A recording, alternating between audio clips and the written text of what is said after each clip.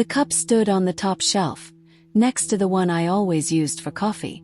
It was deep gray with a crack near the handle, like a scar, like a memory that never goes away. We bought it together at the fair, laughing because the seller assured us that it was made of a special clay that preserves the warmth of love. Sounded trite then, but it was the cup she always chose in the morning when she made tea. Not green, the one with bergamot, a little bitter, like a morning unspoken word.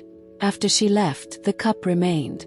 It stood for a long time as a silent note to the past. I tried not to notice it. Wiping the dust off, I rearranged it to the left, as if this changed its essence. But every time I accidentally touched it, it responded with cold. This object did not warm because it no longer had a function. It remained like a memory without a body, like a shadow without a person.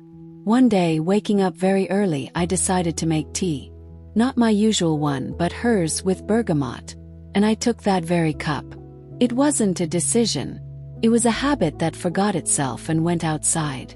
The water was boiling like thoughts that can't stop. I poured it into a cup, sat by the window.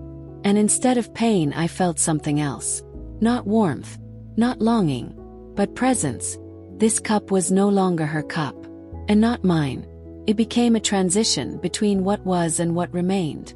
I looked at the rising steam and remembered how she once said, "Steam is like the breathing of things we no longer notice." I finished the tea. Not with pleasure but with gratitude. The cup remained empty, but for the first time not cold. The book was on the third shelf, where my finger always slipped past it, because the cover was ordinary, unremarkable. Previously, this book had been lying on her bedside table, under a lamp with a slightly pink shade, like a dawn in December. I don't remember what it was about. But I remember how she read it in a voice that was a little hoarse after tea with lemon. And how she would stop when I touched her shoulder, and then laugh because she forgot where she had stopped. That day I was looking for something else. An old notebook, notes from work, maybe a workout. And I came across this book. Even before I opened it, I already felt something. My fingers froze as if before an important thought. I opened it, and a note fell out of it. A thin piece of paper, gently yellowed at the edges, like leaves that have just begun to lose chlorophyll. Written in black ink, her handwriting uneven, slightly slanted. 3 sentences. "When you're silent, I love you even more." It's like music without notes. Just stay. I don't remember her giving me this note. Maybe it was one of those everyday moments when she was late for the trolleybus and I was making coffee. Maybe it was written for herself, and forgotten. But now it lay between the pages, like a piece of history that hadn't been read. I didn't know what to do with this note. It wasn't a letter, it didn't have a date, it didn't demand an answer. Just was. And it was honest. There was something in her words that we hadn't said out loud. Put the book back. But I didn't put the note there. It stayed in my pocket. Not because I wanted to keep it, but because I couldn't throw it away. The next day I went to the station. Not to go, just to be in that space where the routes began and ended. There is a bench there, a little to the side, where those who are in no hurry sit down. I sat down. I took out the note. And I reread it. For the first time in a long time I didn't feel pain. There was something different. As if you were listening to a song you had known for a long time, but a new note had appeared in it. And you understand. You remember not what was but what mattered. The note became not a memory, but a gesture that had no end. This is not a return. Not a farewell. This is a soft thank you that was not said. We were walking on the beach then. In August, when the sand was still warm and the waves were lazy, as if they didn't want to touch the shore. She walked a little ahead, barefoot, and each step she took left an imprint. I photographed. Not her but the footprints. Strangely enough, they seemed the most honest. There was no pose or embellishment in them. Just the fact she was there. When it was all over, I couldn't go back to those places for a long time. I was afraid that they would tell the truth. Not the one we remember, but the one that happened. But one day by chance I found myself on that same beach. It was different. The sand was coarser, the wind was sharper. And there were no footprints. I stood there, looking at the shore, and felt something peeling away inside me, like an old photograph from a page. At first, it seemed like everything had been erased. There were no her footsteps. There were no us. But then the rain came. Unexpected, short. And after it, the earth took on the smell I knew. The same one it had then. The scent of wet sand and tea with bergamot that we drank in a thermos. I returned there, not with my body but with something deeper. And I discovered, her traces had not disappeared. They were not visible but they were in me. I sat down at the edge of the water. I did not wait for a sign, I did not ask for answers. I just sat. And I noticed the waves came the same. The sand changed but did not forget. Just as memory does not depend on evidence, it exists without photos, without objects. It is like rain that has passed but left a smell. The traces were not washed away by the rain, because they were not external. Her perfume was not obtrusive, only a light shade of citrus and wood, like the morning air in the forest after rain. She said she didn't choose them based on the brand, but because it smells like the silence I love. And indeed, the smell remained after her, not on things, but in the air, like a light whisper. After she left, I tried to forget. Not intentionally, I just turned off the sensation. But the scent, it came unexpectedly. In the subway when someone passed by. In the store when they opened the bottle. In the living room, when the night reminded me of her breath. One evening I found her scarf. The gray one with light gold threads. A bundle in the box where I kept my keys. I didn't know it was there, and when I unwrapped it, the smell hit my memory. Not nostalgia, not longing, something more tender. Like a touch, like a recognition that not everything was forgotten. I sat down, the scarf on my knees, not moving. I had the feeling that it wasn't just a scent. It was a window. The day she looked in the mirror and asked, "How will you remember me?" And I was silent then, 'cause I thought I had time. And now, this smell was my answer. Without words, without pictures. Just the scent that remained as her way of being there. I didn't keep the scarf. The next day I put it in a box with things for charity. But before that, I inhaled it again. Not for myself. And so memory has a smell. And it remains even when things are gone. When we lived together, her room was the lightest. The window faced east, where the sun always came first. She said she liked it because light comes before thoughts. On Sundays we often lay in the rays, saying nothing. We just were. After she left, I took a few things from there. Not out of need, but so as not to leave the space empty. But the window, it couldn't be moved. And then one day I went back there to clean. The room was dusty like a forgotten memory. I sat on the edge of the bed, looked at the window, and suddenly realized. It no longer shines as it used to. The sun was there. But the light had changed. It had become dimmer, more diffuse. First I thought it was just clouds. But no, everything worked. It was just the glare that was different. The window had not lost its ability to shine. It just didn't have it anymore. She liked to put flowers on the windowsill. Especially mint. She said that its smell helps to think warmer. I found an old pot, dried up, but still with a small branch. And there was something there. A smell, barely perceptible, like a memory afraid to be too loud. I left the room, but the window did not leave me. In the following days I noticed. The light in other places was brighter, but not the same. It had no intrinsic meaning. And then I realized we don't remember objects. We remember the meanings that were put into them. The window became a symbol, not of lost happiness, but of the light that was possible thanks to presence. And even if it doesn't shine now, it only means that time is passing. But the moment when the light touched her hair, and she said, "Stay a little longer," it remained. Not in the glass. Me.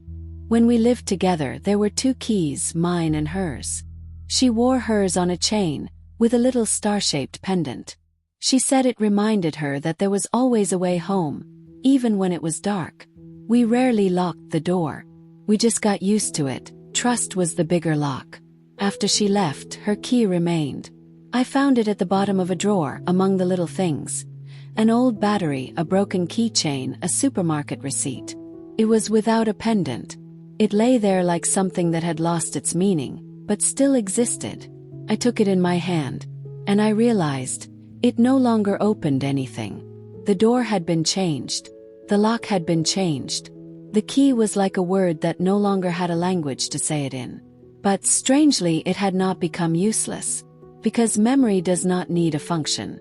Simply is, as it should be. As a gesture. As a sign that something was so real that it remained even after the change. I wanted to throw it away. Seriously. I went to the bin, held it in my hand. But my hand wouldn't let go. Not because I wanted to return it, but because throwing it away means denying that something had happened. And I left the key on the shelf, next to the cup, not as an object, but as a pause, like a sentence that wasn't finished, but no less true for that. It was evening. I was sitting with my phone, scrolling through old messages, the ones we used to write to each other, short, funny, sometimes poetic. She had a habit of starting with, "Hey you," even when we were next to each other. And I always answered with, "Hey you." This exchange became a code of intimacy, like a hug through a screen. But now the screen was silent. I hadn't deleted our chat for a long time. Not because I couldn't, but because it was like a wall with fingerprints on it. And then I caught myself thinking that I wanted to write to her. For no reason. Simply. You would laugh right now if you saw this. My fingers had already touched the keyboard. I wrote. I reread it. But I didn't send it. Because I understood, it wasn't a message for her. It was a message for me. There was no expectation of a response in it. There was only a need to say something to admit. I remember. The text message remained in drafts. And I didn't delete it. Like the entire chat. Because sometimes silence speaks louder than words. A week later I was looking through the photos. I found one. It shows us laughing in a park, where a fountain was spraying water on passers-by. She said then, "I think this is the funniest moment that will never end." And I replied, "Because it shouldn't." These words, like the text message, didn't need a continuation. They were independent moments. Like shots that don't have a next take. And that's why they remain real. Today I sometimes open the chat. Not to write. And to remember that there were words that remained. And that even when there is no one to send it to, it doesn't mean that you have nothing to say. A frame had been sitting on the windowsill for a long time. Simple wooden, slightly damaged around the edge. Inside it was a black and white photo taken by accident. We were at the station then, waiting for the train, and she suddenly laughed so sincerely that I pressed the camera button without thinking. The photo came out blurry. The background was a little blurry, the hair was moving. But it was one of those images that says more than 1,000 retouched frames. When she left, I left the photo behind. It became a habit. My gaze slid over it every morning. But over time, the frame began to tilt. The screw holding it loosened. I tried to fix it, but something stopped it. As if memory itself didn't want to stand straight. One day the frame fell. Without a sound. It was just lying on the floor, the photo slightly bent. I picked it up and suddenly noticed. Her eyes were no longer on it. They had faded, or maybe they had changed in my memory. The photo remained, but the image began to release. I didn't put the frame back. Instead, I hid it in a drawer. Not because I wanted to forget, but because I realized the image no longer holds meaning. It is transmitted inside. In the voice, the laughter, the warmth that I carry within myself. A few weeks later, I walked past a photo studio. There were many frames in the window. Golden, plastic, with inscriptions. And I thought, we so often try to hold on to a moment, to frame it, to make it forever. But the most valuable thing is what goes beyond the frame. The photo lives, not on paper, but where it is not visible. And perhaps that is why I no longer need the frame. Because it was a point of support, and now the support is in me. It was her favorite. Wide, a little too big, with sleeves that she rolled up when she drank tea. The color of the autumn sky, between gray and light blue like October mornings. She wore it in the rain at home, sometimes even instead of a bathrobe. She said that, "This sweater is like a hug, even when I'm not there." After she left, the sweater remained. It hung in the closet, between an overcoat and an old jacket. I didn't touch it for a long time. Not out of fear, but out of preservation, as if any touch could erase the remnants of her presence. But one day when it was especially cold, I put it on. Just like that, without thinking. And I felt. It no longer warmed me. It wasn't about the temperature. It was about the feeling. The sweater had become ordinary. The fabric, the threads, the structure, everything remained. But something was gone. Like warmth that doesn't come back, even if you put on the same clothes again. I looked at myself in the mirror. The sweater was tight around my shoulders, as always. But there was no reflection of her smile when she put it on. There was no movement in which it came to life. And then I realized, something's warm not because of the material but because of the meaning. I didn't put it back in the closet. I left it on the back of the chair. It became a shadow, a memory, a background. And there was something new in that. Not a loss but a transition. From a thing to a symbol. Sometimes I still put it on. Not for the warmth, but to remember. I was once hugged, even in silence. And this sweater is like a memory of hugs that have no limits. This station was a meeting point. There was always noise there. Voices, luggage, footsteps rushing to the platform. We waited for each other there more than once. She liked to arrive early, to catch the moment when it's not the train that arrives, but the excitement. And I came later. Not because I was late, but because I believed it was better to show up when she was already looking into the distance. After she left, I avoided this place for a long time. The waiting area became empty. But once, returning from another city, my route brought me here. And I stopped. The station was the same architecture, the same clock that always rushed by a few minutes. But something had changed. I sat down on a bench. She used to say that this was where people look most alive, between arrival and separation. But now the bench was empty. People moved, voices rang out, but the atmosphere no longer spoke her name. I stared at the scoreboard. The routes changed, the trains arrived, but nothing indicated a return. And I thought, stations don't become dead. They become different, just like us. Waiting used to be about her. Now it's about silence. About accepting that a meeting doesn't always have to happen again. And I decided, today I won't wait. I'll just be. I'll sit. I'll listen to this silence. It didn't hurt anymore. It became neutral, like a pause that doesn't scream or whisper. When I got up, the station no longer seemed foreign. It became a place where something ended, but remained. And I walked not with hope, but with silence. Like a person who no longer waits, but remembers how it was. We had one song, not official, not ours. But it always played when we were together. Its melody would appear unexpectedly. In a cafe, on the radio, in a taxi, from a friend's phone. And she would smile every time. This is a sign. I laughed because I didn't believe in signs. But every time this song sounded, something changed. The conversation became warmer, the silence, easier. After her trip, I didn't hear her anymore. Maybe the coincidence had run out. Maybe I just learned to avoid it. But one evening I turned on an old playlist, and it started playing. The same chords, the same tempo. But the sound was different. I tried to sing along like before.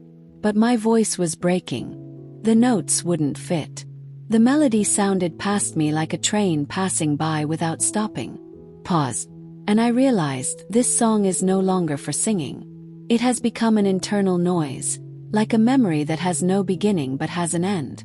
I wrote down its lyrics on a piece of paper. I reread them.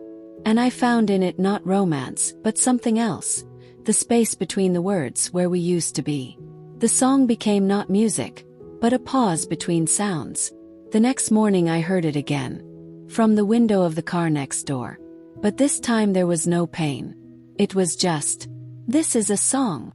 And even if I can't sing it anymore, I can remember it. As a part that doesn't sound out loud but resonates inside. She always wore a coat in the fall. Not because it was cold, but because it was her favorite season. For her, fall was the time when silence speaks louder. The coat was dark brown, with a copper-colored lining. She always moved easily in it like the wind in September. And even when we argued, she would put it on saying, "I go where thoughts have space." After she disappeared from my life, the coat remained. I found it in an old box, where things are kept not out of necessity, but out of fear of throwing away history. The coat was intact, but something had changed. I inhaled, and there was no autumn smell. It wasn't there. The fabric held its shape, but it had lost its memory. It didn't curl up in her shoulders the way it used to. And I thought, things have memory but only in presence. Without it they are silent. And this silence is not cold. It is neutral, like a wall that just stands. I hung my coat on a hanger, inconspicuously among other things. And I noticed, it no longer dominates the space. Before, when she entered it, the room changed. Now it was just an outline, just a fabric. One day I went to the park where we often walked in the fall. It was cloudy. Put on my coat. And suddenly I felt not her but myself. New self. The one who had gone through the fall without her. And it wasn't a drama. It was an acceptance. The coat didn't smell like fall. But fall had come anyway. And that meant, we don't depend on things to continue. I hadn't written for a long time. Not to her, nor to myself. Silence had become the background, as familiar as night in the room. But one evening, in the silence that was growing like snow on a windowsill, I picked up a pen. Not for text, not for art, but simply to capture a thought. And it came. In the form of a letter. Without an address.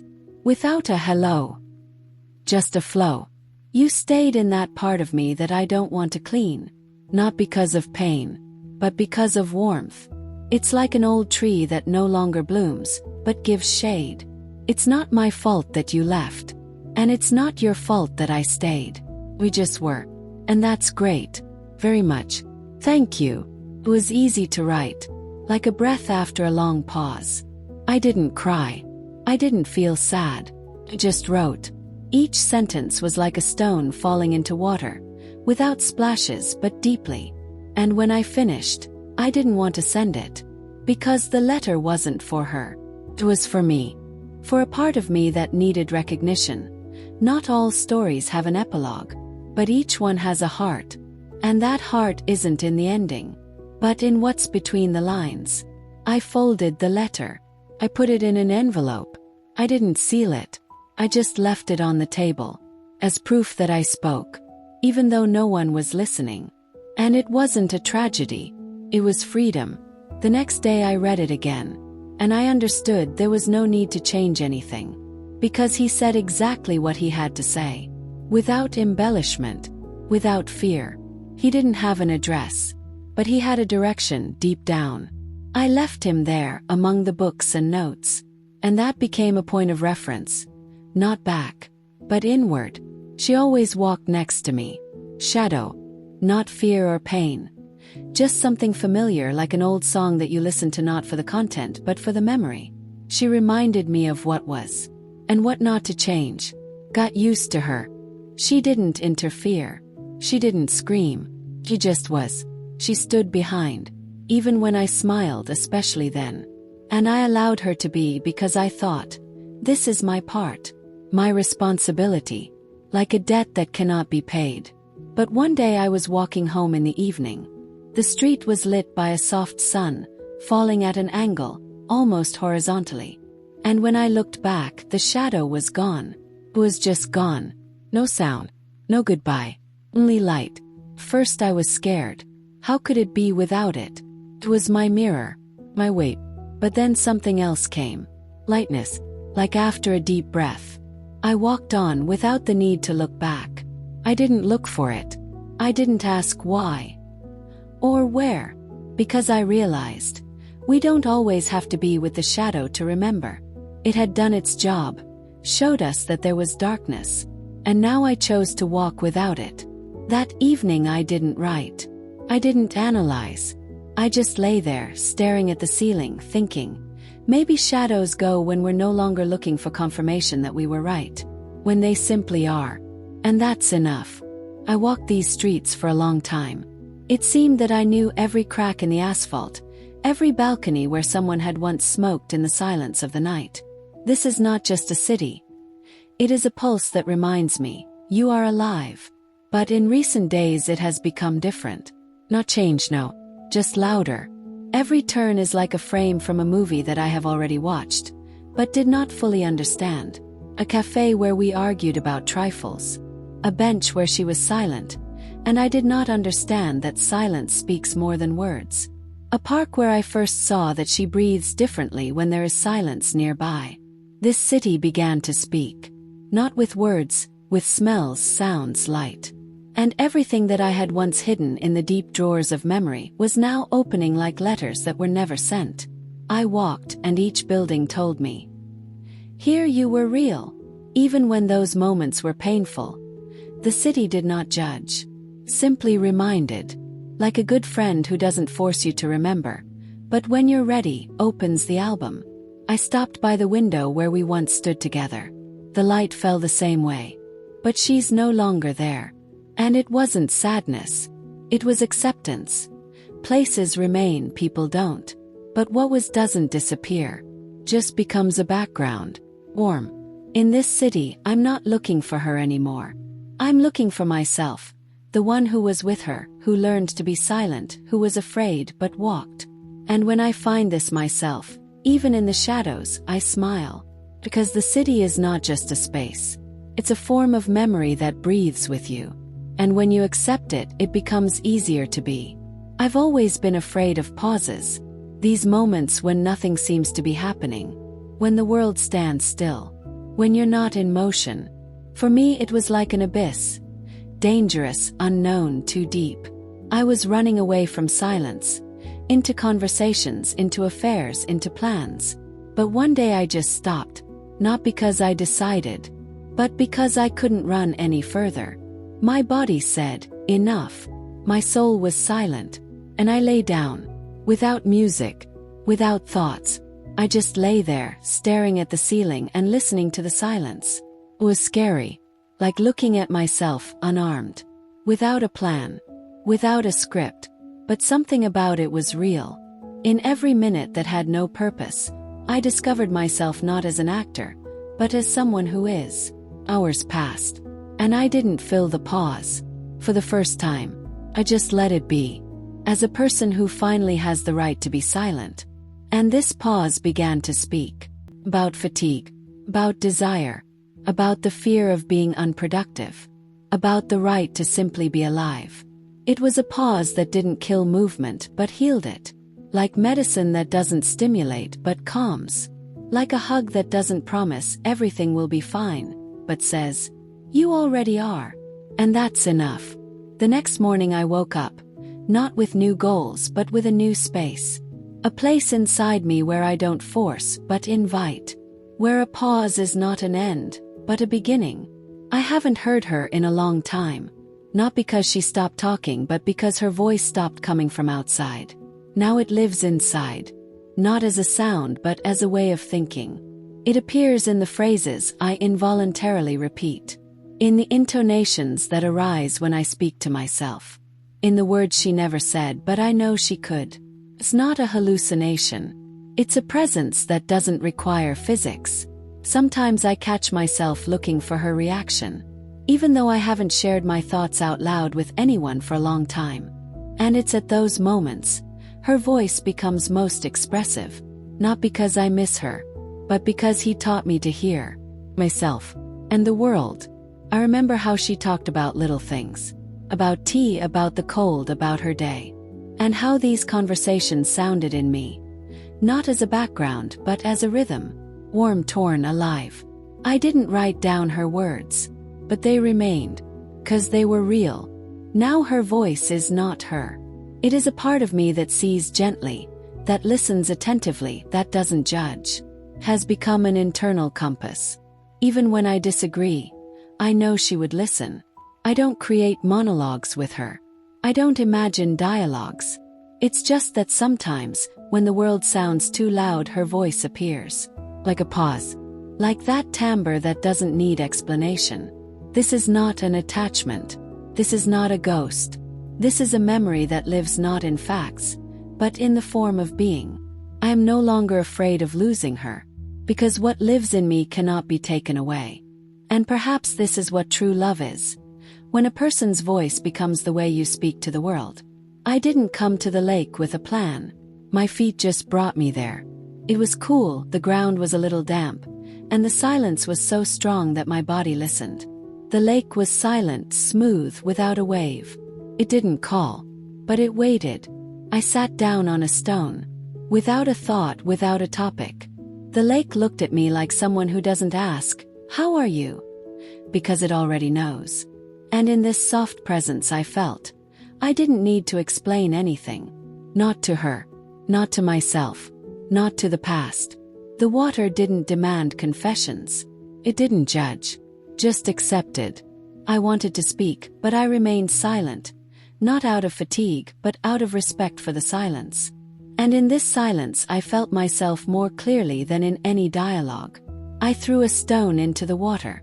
It disappeared immediately, without splashing, like a memory that is finally allowed to be forgotten. The lake didn't change. It remained flat. And it taught me, true depth is silent. There was more warmth in that lake than in words about love. More understanding than in therapy. Because nature doesn't heal, it allows you to be. Without editing. Without posing. Accepted. I didn't leave notes, I didn't take a photo. I just left when the evening wind came. But something remained. Me. Like an echo that doesn't scream but whispers. You are enough. And the lake confirmed it. Without words. This ray appeared unexpectedly. Not when I was expecting it. And when I had already come to terms with the clouds. It broke through the branches like a thought that doesn't seek a solution, but simply admits, you are. And that is enough. The light didn't promise that it would be easier. It didn't say, everything will be fine. It simply shone. On my hands. On my traces. On the tears that had already become part of my skin. And I looked at it not as salvation, but as proof that life goes on. Without permission. Without a plan. I stood on the bridge. Under it was water that knew many stories. Above it was the sky that didn't ask where I was going. And it was at that moment that I first didn't wait for an answer. Because light didn't need questions. I remembered the conversations where we searched for meaning. Where we promised not to change. Where we believed that something would happen. And suddenly I realized, light doesn't come with meaning. Comes with presence. And this is stronger. It was the type of light that doesn't warm the body, but changes the timbre of breathing. And I breathed deeper. Not because I wanted to, but because I could. Because even silence illuminated by such light sounds different. I don't know if it's still there. I didn't check. Because light is not an object. It's a moment. And if it was with me, I already have something that can't be taken away. I lived in dialogue for a long time. With myself, with her, with the past. The voices in my head were like a choir, each singing their own. One shouted, "We must move on." Another whispered, "What if she still remembers?" The third was simply silent, looking outward. It was not madness. It was life after loss. Because what is memory if not an endless gathering of voices? But there was no conductor in this choir. Only a heart that was tired of listening to arguments. One day, not special, not notable, these voices stopped fighting. They did not disappear. They simply began to sing in unison. Someone said, "We have already done everything we could." Another replied, "And still we are whole." And the silence that was the third smiled. It was an internal agreement. Not a compromise, but acceptance. I no longer fought my thoughts. I allowed them to be. Like guests who have the right to come, but not necessarily to stay. I walked down the street, and every advertisement, every conversation nearby, did not awaken memories, but simply passed by. The voices in me did not look back. They listened to me. And that was new. Perhaps the most difficult thing is not to forget, but to stop fighting. Because memory is not the enemy. And voices are not judges. They are just parts. And when they all sit at the same table and drink tea in silence, you know, you are home. Once her name squeezed me like cold water. I heard it, and my body reacted faster than thought. Seemed to squeeze me from the inside. It was not just a sound, it was an invasion. In conversations, I avoided mentions. In texts, I wrote she. Even when I wanted specifics. The name became taboo. Not because of anger, because of tenderness, which no longer knew where to put itself. But time is not a cure but space. And it gave me the opportunity to hear that name from another side. I heard it spoken by another person, by chance, without context. And I didn't tremble. I didn't stop. Just listened. Sounded different. Not like a challenge but like a word. Like part of speech, not part of pain. I repeated it in my mind. And I didn't lose myself. On the contrary, something returned. Like a memory that is no longer sharp, but rounded. Now I can say her name, write it, and not look for inner protection. Because it has ceased to be a weapon. Has become a story. A story that I can tell without looking for an excuse. I haven't forgotten. But I have changed my attitude. Names have no power on their own. We give it. And when we stop trembling, they simply exist. Like stars that no longer fall, but simply shine. And her name is now not a reason to be silent, but an opportunity to remember. With dignity, with silence, with a love that doesn't ask for a return. I used to be afraid of losing my memory. It seemed that if I forgot something, I would betray myself, her, that moment when everything was deeper than words. And I wrote it down. In notebooks, in voice notes, in silence. I collected details like a collector. The smile on the third date, the smell of her perfume on her scarf, the pause between the words I and love. It wasn't just a memory, it was a religion. But one day I opened an old note. There was her message. Simple phrase. And I felt nothing. No jolt, no heartbeat. Just surprise. Was that important? Turned out not to be. Nothing more than noise. And I began to clean. Not angrily. Not contemptuously. But like someone clearing space. I left the main thing. That moment when she was silent and I finally felt alive. Everything else did not require storage. Memory is not a trash can. Not a museum. It is a garden. And you decide what to transplant, what to leave to bloom, and what to simply let wither. And there is something tender in this freedom. Like self-respect, I am no longer afraid to forget. Because I know, everything that is necessary will remain. And everything that torments can go. And it will not be an escape. It will be the ability to live without chains. Once her eyes were my universe. I did not believe the words. I read the looks. And in her eyes there was an ocean. Restless, deep, anxious. I was drowning not in them, in what I thought they meant. I asked myself, is she sad now? Why doesn't she look straight? What is she hiding?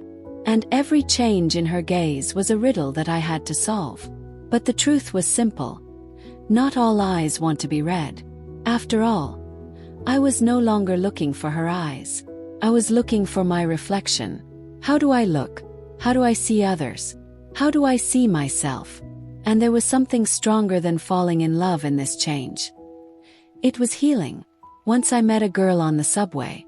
She smiled, not holding her gaze. And I smiled back. Not because I felt something, but because I learned to see the moment. Without imposing meanings. Without expectations. I looked at people. And they were no longer riddles. They were present, not to be solved, but to be together. And in this gaze there was no control. There was softness and peace. The eyes became not windows to the soul, but a light that does not necessarily show the way. And when I looked in the mirror, I saw a gaze that no longer hides, does not ask, don't be afraid. Eyes that looked differently. They weren't studying, they just were. They sat side by side. They didn't speak. And this silence was not from awkwardness, but from depth. Their gazes met, not with a question, not with a demand, simply like two rays that don't intersect, but illuminate one field. There was silence between them, not the kind that oppresses, the kind that liberates, like the air between notes, like a pause in a sentence, which is precisely because of it that it acquires meaning. He wanted to say, "I still think of you," but he didn't say it, because it already sounded in his eyes, and it was enough. She wanted to answer, "I know," but she didn't say it, because it was already in her gaze. This silence hid nothing. On the contrary, it showed everything. What they couldn't say in words. What words would spoil. What needed not explanation but presence. And every second of silence was a dialogue. Without grammar. Without intonations. Without hello and goodbye. Just two souls who allowed themselves not to hide. He later remembered this moment. Not as a turning point, but as proof. True closeness is where you don't have to say anything to be heard. There are sentences that are born, but never manage to be uttered. They stand on the edge of the lips, like a breath that has stopped. I should have said, "I don't want you to go." She should have answered, "I'm not leaving forever." But we were silent. Those words were not forgotten. They remained between us like an unspoken decision. Like a note that should have concluded a symphony, but remained under the curtain. And that's why each of our memories sounds unfinished. I don't know why we didn't say it. Fear. Dignity. Reluctance to break the silence.